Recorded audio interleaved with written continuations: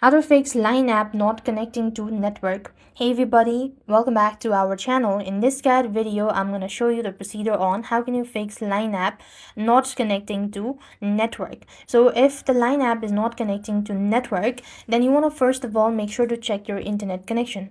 Open up settings onto your device and go to network and internet from the list.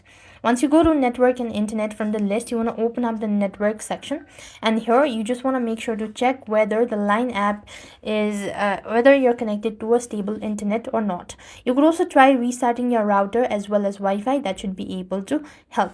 If the issue still persists on, you could also try restarting. Simple restart can often fix temporary glitch as well, so you could try restarting. That might also be able to help.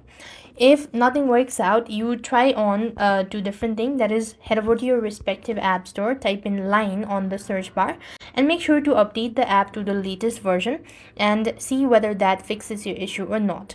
However, if you still face issue, you also want to go to the settings and check for the cache. So go to app section, locate Line, and click on storage and cache, and here you could go ahead and check for the cache, and that should be able to fix. So this way you should be able to fix Line app not connecting to network. I hope the video was helpful.